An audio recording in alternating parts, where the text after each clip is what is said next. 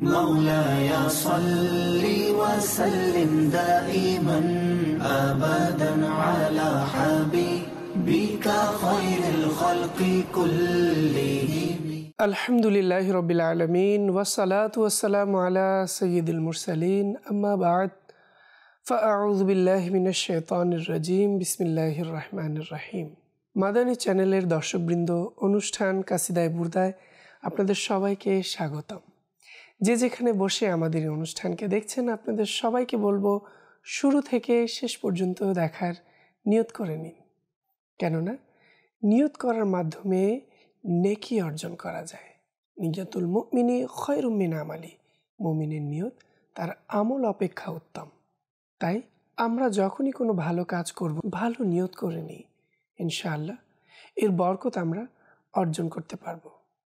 মাদানী চ্যানেলের দর্শকবৃন্দ, কাসিদায়ে বুরদায় আজও আমরা ইমাম বুসিরি রহমতুল্লাহি তাআলা আলাইহির আরেকটি পংক্তি নিয়ে উপস্থিত হয়েছি এবং এই পংক্তি আমরা শুনব এবং এই পংক্তির মধ্যে ইমাম বুসিরি রহমতুল্লাহি তাআলা আলাইহি যা ইরশাদ করেছেন তাও আমরা অনুষ্ঠানের আলোচনায় শুনব।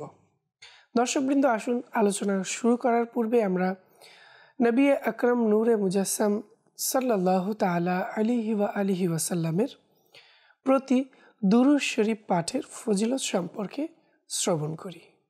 নবী আকরাম নূরে মুজাসসাম সাল্লাল্লাহু তাআলা আলাইহি ওয়াসাল্লাম ইরশাদ করেন, ওই ব্যক্তির নাক ধুলা মলিন হোক যার নিকট আমার আলোচনা হলো আর সে আমার উপর দুরূদ শরীফ পড়ল না। নাউযুবিল্লাহ। মাদানী চ্যানেলের দর্শকবৃন্দ, আমরা শুনলাম দুরূদ শরীফ কত ইম্পর্টেন্ট এবং উম্মতের জন্য কত গুরুত্বপূর্ণ একটি বিষয়, তা আমরা এই হাদিসে কারিমার মাধ্যমে জানতে পারলাম। দুরূদ শরীফ পাঠকারী মঙ্গল অর্জন করবে দুনিয়া এবং আখিরাতে। তাই আসুন আমরা সবাই নিয়ত করে নিই, নবী করিম রউফুর রহিম সাল্লাল্লাহু আলাইহি ওয়াসাল্লামের প্রতি আমরা নিয়মিতভাবে দুরূদ শরীফ পাঠ করব। সাল্লু আলাল হাবিব সাল্লাল্লাহু তাআলা আলা মুহাম্মদ সাল্লাল্লাহু তাআলা আলাইহি ওয়াসাল্লাম। মাদানী চ্যানেলের দর্শকবৃন্দ, আসুন আমরা আজ যেই ইমাম বুসিরি রহমতুল্লাহি তাআলা আলাইহির কবিতার যে পংক্তি আমরা নিয়েছি, আসুন আমরা সুরে সুরে শুনব, এরপর এর অর্থ শ্রবণ করব, এরপর আমরা আলোচনার মধ্যে যাব। আসুন শুনি। মাওলায়া সাল্লি ওয়া সাল্লিম দাইমান আবাদান আলা হাবিবিকা খায়রিল খালকি কুল্লিহিম। ما سامني الدهر ضيما واستجرت به إلا ونلت جوارا منه لم يضام. مولاي صل وسلم دائما أبدا على حبيبك خير الخلق كلهم. মাদানী চ্যানেলের দর্শকবৃন্দ, আমরা শুনলাম ইমাম বুসিরি রহমতুল্লাহি তাআলা আলাইহির আজকের এই পংক্তি, কাসিদায়ে বুরদার পংক্তি। মা সামা নিদ্দাহরু দাইমান ওয়াস্তাজারতু বিহি ইল্লা ওয়া নিলতু জিওয়ারান মিনহু লাম ইউদামি। এখানে মা সামা নি, মা এটা নাফিয়া নাবোধক অর্থে ব্যবহৃত হয়েছে। এভাবে সামা নি, সামা এটা সামা ইয়াসুমু নাসার আনসুর থেকে, বাবে নাসার আনসুর থেকে, যার অর্থ দাঁড়ায় কষ্ট দেয়া, কাউকে গ্রেফতার করে নেয়া। এভাবে এর সাথে যে সামানি নুন রয়েছে সেটা নুনে ওয়েকায়া, আমরা যারা আরবি গ্রামাটিক্যাল পড়েছি আমরা তারা জানি। আর ইয়া হচ্ছে মুতাকাল্লিমের, অর্থাৎ আমাকে কষ্ট দেয়নি, যেহেতু মা নাবোধক অর্থে ব্যবহৃত হচ্ছে, সেক্ষেত্রে আমাকে গ্রেফতার করেনি এ ধরনের অর্থে ব্যবহৃত হয়ে থাকে।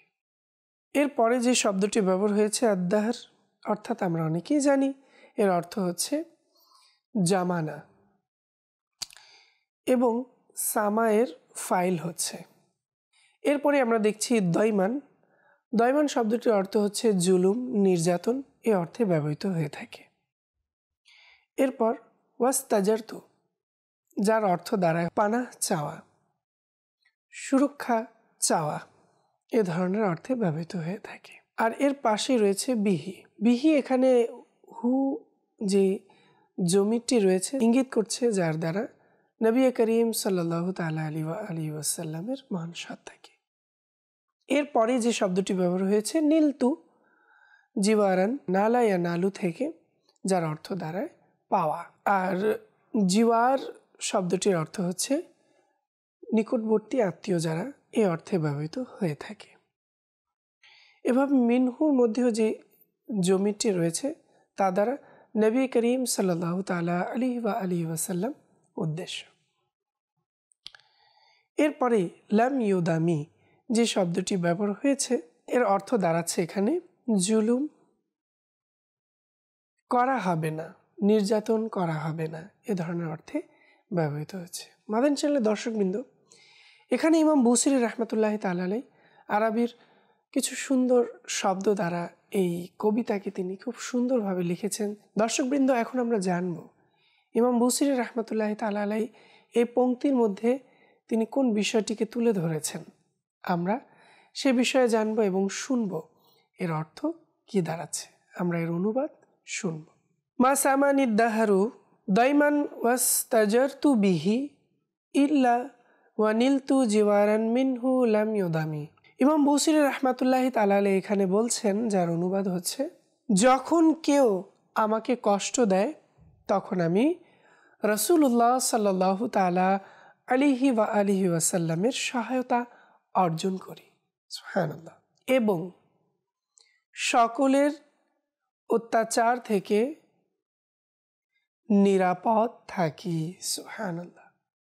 মাদানী চ্যানেলের দর্শকবৃন্দ, এখানে ইমাম বুসিরি রাহমাতুল্লাহি তাআলা আলাইহি আরেকটি মেসেজ আমাদেরকে দিচ্ছেন যে যখন কেউ বিপদে পড়ে নবী করিম সাল্লাল্লাহু তাআলা আলাইহি ওয়াসাল্লামকে আহ্বান করে, তার মহান দরবারে আরজি পেশ করে, আল্লাহ তাআলা তার আরজি কবুল করে নেন এবং আল্লাহ তাআলা তাকে সাহায্য করে থাকেন নবী করিম সাল্লাল্লাহু তাআলা আলাইহি ওয়াসাল্লামের ওসিলায়। এবং এমনও দেখা গিয়েছে যে আল্লাহ তাআলার নির্দেশে নবী করিম সাল্লাল্লাহু তাআলা আলাইহি ওয়াসাল্লাম স্বয়ং এসে সাহায্য করেছেন।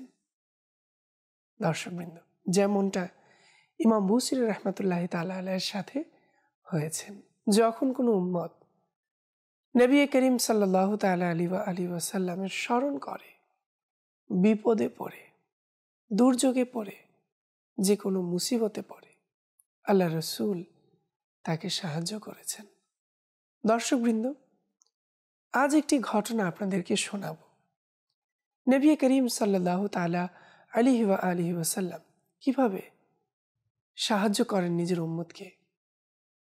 আসুন আমরা শুনি। হযরত সাইয়্যিদুনা আবু আব্দুল্লাহ মুহাম্মদ আসফি রাহমাতুল্লাহি তাআলা আলাইহি বলেন, আন্দালুসে রোমিওরা এক আশিকে রসুলের সন্তানকে গ্রেফতার করল।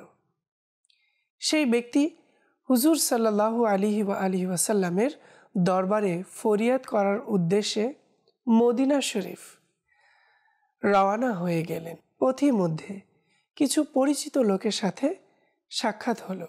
কথাবার্তার এক পর্যায়ে তারা তাকে বলল, ঘরে বসেও তো প্রিয় নবী সাল্লাল্লাহু আলাইহি ওয়াসাল্লামের দরবারে ফরিয়াদ করা যায়, এজন্য তো হাজিরের কোনো প্রয়োজন নেই।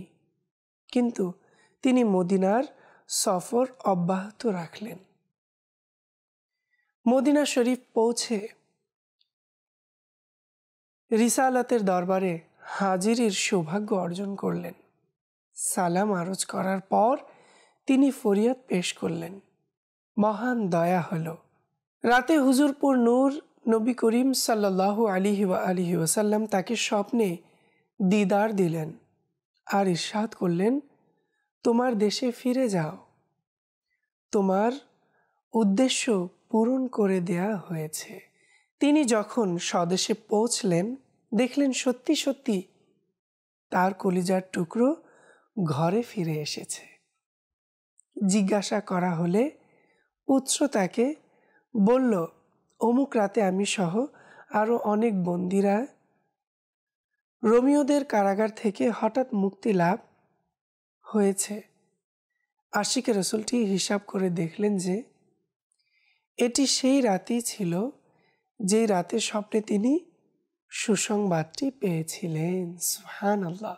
আপনারা শুনলেন নবী করিম সাল্লাল্লাহু তাআলা আলাইহি ওয়াসাল্লামের মহান দরবার থেকে কিভাবে আশিকরা সাহায্য লাভ করে থাকে। তাই আমাদেরকেও আল্লাহ রসুল সাল্লাল্লাহু তাআলা আলাইহি ওয়াসাল্লামের মহান দরবারে আরজি পেশ করা উচিত। আমাদেরও যাদের বিভিন্ন ধরনের সমস্যা, দুর্যোগ, বিপদ আপদ, রোগ ব্যাধি লেগে আছে, আসুন আমরাও আল্লাহ রসুলের দরবারে আরজি জানাই, তাহলে আমাদেরও সকল দুঃখ কষ্ট দূর হয়ে যাবে। মাদানী চ্যানেলের দর্শকবৃন্দ, শুনুন ঠিক এমনই আরেকটি ঘটনা, আল্লাহ রসুল কিভাবে নিজের আশিকদেরকে সাহায্য করে থাকেন।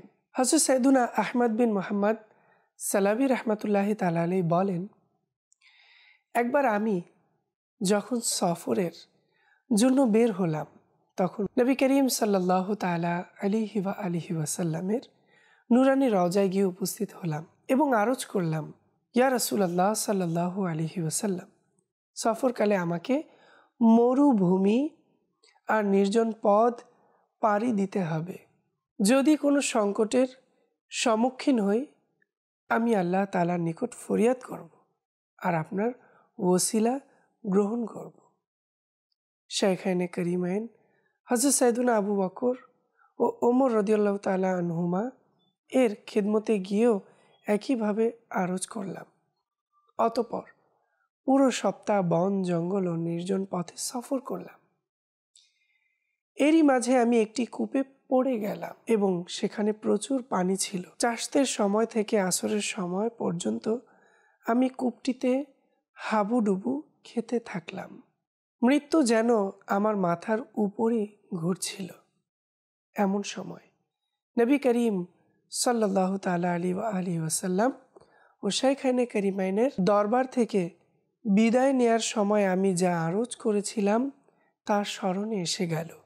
অতঃপর আমি আরজ করলাম, ইয়া রাসূলুল্লাহ সাল্লাল্লাহু তাআলা আলাইহি ওয়াসাল্লাম, আমার ফরিয়াদ কবুল করে আমাকে এই সংকটে সাহায্য করুন। অনুরূপভাবে শাইখাইনে করিমাইন রাদিয়াল্লাহু তাআলা আনহুমার নিকটও আবেদন করলাম।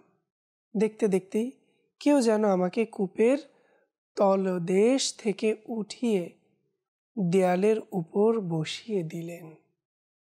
আর এভাবেই আমি মাহবুবে খোদা নবী করিম সাল্লাল্লাহু তাআলা আলাইহি ওয়াসাল্লামের সাহায্যে নিশ্চিত মৃত্যুর মুখ থেকে ফিরে আসি।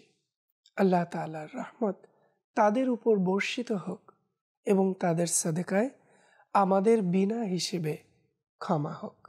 আমিন বিজাহিন নবিয়িল আমিন সাল্লাল্লাহু তাআলা আলাইহি ওয়াসাল্লাম। সাহাবায়ে কেরাম আলাইহিমুর রিদওয়ানের যুগ থেকেই, আল্লাহ রসুলের যুগ থেকেই এই সিলসিলা অব্যাহত। এই ধারাবাহিকতা আল্লাহ রসুলের দরবারে আরজ করা, সাহায্য লাভ করা, তা তো স্বয়ং নবী করিম সাল্লাল্লাহু তাআলা আলাইহি ওয়াসাল্লামের সময়কাল থেকেই। তাই আমরা যারা এই ধারণা নিয়ে রাখি যে নবী করিম সাল্লাল্লাহু তাআলা আলাইহি ওয়াসাল্লাম এবং আল্লাহ তাআলার নেক বান্দাদের কাছে কোনো আরজি পেশ করা যাবে না, এই ধারণাটি একদমই ভুল। কেননা আল্লাহ তাআলার সাহায্যে আল্লাহ তাআলার রসুলগণ এবং আল্লাহ তাআলার নেক বান্দারা আল্লাহ তাআলার বান্দা বান্দীদের সাহায্য করে থাকেন। তাই আমাদেরও এই ধারণা, এই আকীদা রাখতে হবে, আল্লাহ তাআলা চাইলে আল্লাহ তাআলার নেক বান্দারা সাহায্য করতে পারেন। দর্শকবৃন্দ, আল্লাহ তাআলা আমরা যা শুনলাম এর উপর আমল করার তৌফিক দান করুন। দর্শকবৃন্দ, আসুন আমরা আবারও একবার ইমাম বুসিরি রাহমাতুল্লাহি তাআলা আলাইহির পংক্তিটি সুরে সুরে পাঠ করি।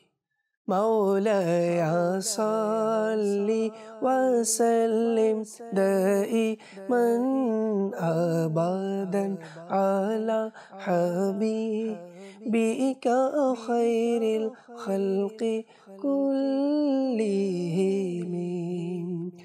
মা সামানি দাহরু দাইমান ওয়াস্তাজরতু বিহি إلا ونلت جوارا منه لم يضام مولاي صل وسلم دائما أبدا على حبيبك خير الخلق كلهم।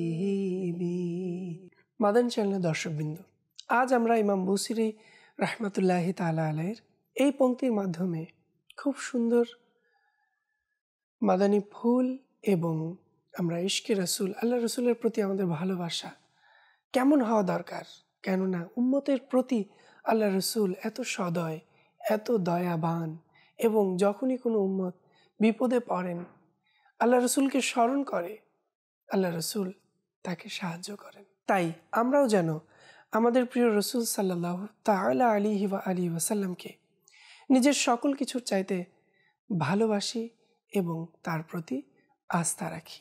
দর্শকবৃন্দ, অনুষ্ঠানের সময় শেষ পর্যায়ে আপনাদের কাছ থেকে বিদায় নেব। যে যেখানেই থাকবেন না কেন ভালো থাকবেন, সুস্থ থাকবেন। আজ অনুষ্ঠানের এই পর্যন্তই। আগামী পর্বের আমন্ত্রণ জানিয়ে আজ এখানেই বিদায় নিচ্ছি। সাল্লু আলাল হাবিব সাল্লাল্লাহু তাআলা আলা মুহাম্মদ সাল্লাল্লাহু তাআলা আলাইহি ওয়াসাল্লাম। মাওলায়া সাল্লি ওয়া সাল্লিম দাইমান আবাদান আলা হাবিবিকা খায়রিল খালকি কুল্লিহিম।